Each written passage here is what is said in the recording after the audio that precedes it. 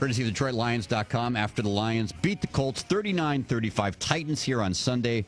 Tigers lose 3-1 to the O's. They'll got the Twins tonight at the start of a 4-game series. 7:10 first pitch on 97.1 The Ticket. Santana v. Norris.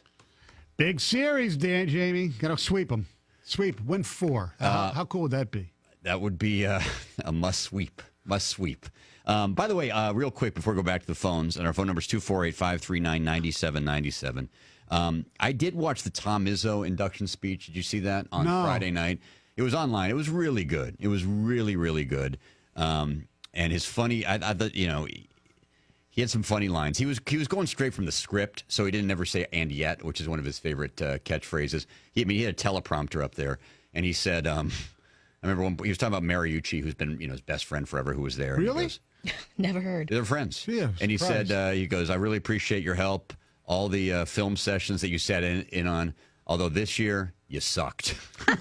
So I don't know if he had the great insight into Middle Tennessee State.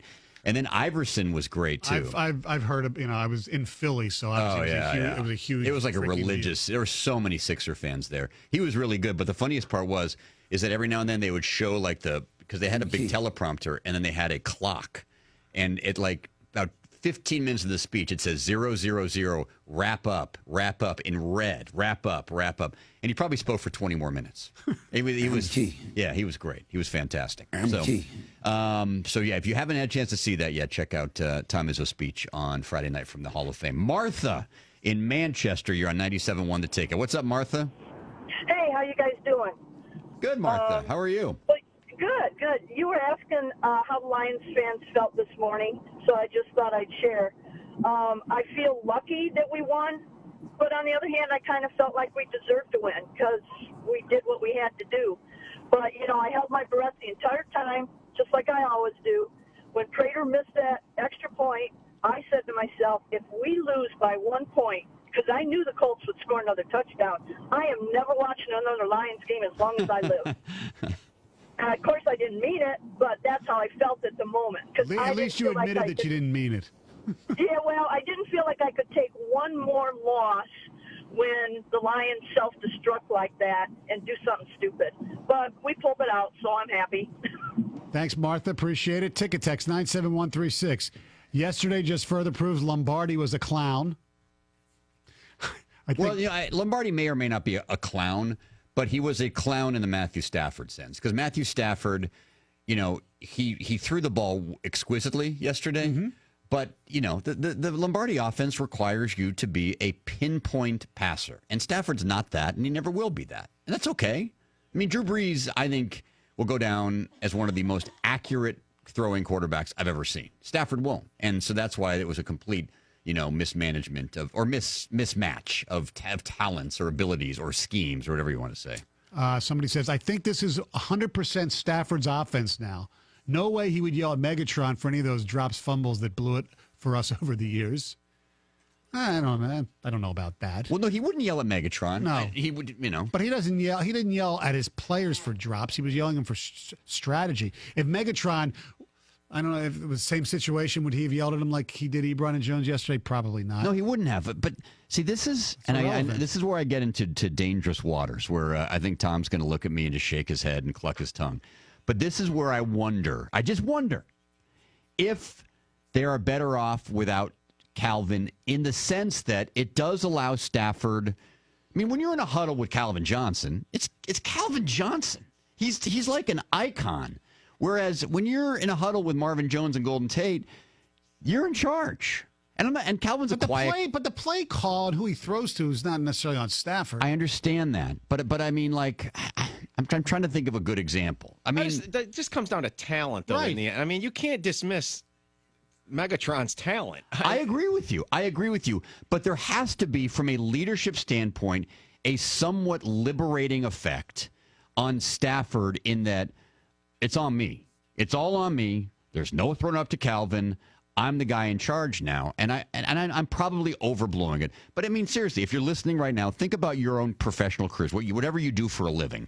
If there's a guy there who overshadows you or who is higher than you or whatever, and he leaves, all of a sudden it's like, okay, I guess I got to step up now. I don't have a choice. Yeah, I think internally that's the case. But still, if you asked him, would you rather have Calvin Johnson in the huddle or not? Right. He's going to say he would rather still have him. Because their problem is they did dink and dunk the whole day yesterday, and that's who they are. And Marvin Jones couldn't get open deep, and they're going to struggle getting open deep unless they use like schemes and things like that to, pick plays and stuff like that because they don't have speed. So but yeah, a better defensive team. Let's see them play. I agree. But getting open deep to me is less important than all the chunk plays they had because in years past it was like gain of 1, gain of 2, they go deep to Calvin, whereas here it's gain of 10, gain of 12. But you need that threat just to keep the defense honest once in a while. Well, that's why I think signing Bolden was just it's great to have the extra threat. Agreed. And the experience he has, he gets respect from the defense. They're not gonna leave him alone. No. So I don't know. I mean, they're gonna. I think their weakness is gonna be the fact that they're not gonna be able to get big plays often.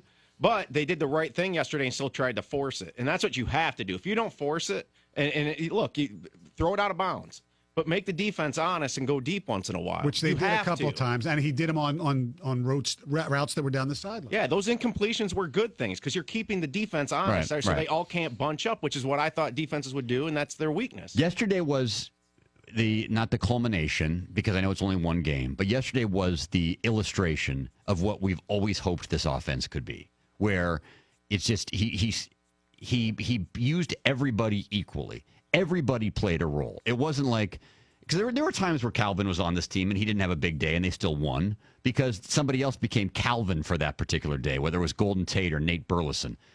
There wasn't a main guy.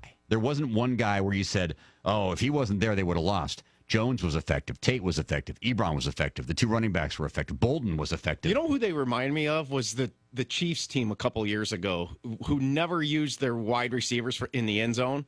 And they picked apart down the whole field, except you have Matthew Stafford, who's a way better quarterback, I think, than Alex Smith. I agree. That's kind of what I thought I was watching. So, but they're going to have to stay healthy with all their skill players. Ebron's got to be there. I mean, they always talk about putting stuff on tape, right, in football. Put it on tape. If opposing defenses watch the tape, they're going to go, how do we attack? How do we stop? The number one thing is putting pressure on Stafford. And so I think you will see better defenses, and we'll see how good Tennessee's defense is. They did a heck of a job against Minnesota yesterday, probably dialing up more exotic things. Right, you'll see more blitzes on him, try to make Stafford as uncomfortable as possible. And the Lions will not be able to run the ball as effectively against most teams as they did yesterday. Let's be honest. Stoney, come on. This is the 1983 Redskins all over again. It's the Hogs. Yeah. Reggie in Farmington Hills. You're on 97.1 The Ticket. What's going on there, Reg? Hey, I'm not going to say that I'm definitely distraught that Calvin's gone, but now I feel a little bit better after the first game because, Calvin was great. He was awesome. It was a pleasure for me to watch him all those years. But without him, there's not those specific plays that have to develop for him. I feel that Matthew Stafford has to see the field a little bit better. And because of that, and because plays are not just for him, it's for everybody, I feel like you can actually see him take control of the offense instead of saying, all right, I got to wait for Calvin to get down, use this second down, instead of just trying to get down the field and do their things. But he did throw a couple Calvin balls out that just Calvin wasn't there, so he didn't catch it. So. Yeah, you're right. No, he did. I thought the same thing. He threw down that the one right sideline. Down the right sideline to Jones. It was a total Calvin ball. I think it's a little too simplistic to say there were plays that were just set up for Calvin, and you had to wait for Calvin. There's always different options on every play. It's not just one Calvin play. That said, every time you come to the line of scrimmage, I think you're always at least looking in Calvin's direction, or at least thinking about him out there. Whereas yesterday, I think he just came up and said, I'm going to try to find the hot receiver or the best receiver. 248-539-9797. Don't forget, Tiger Baseball tonight at 7:10. Carson Anderson coming up at 10 on 97.1 The Ticket.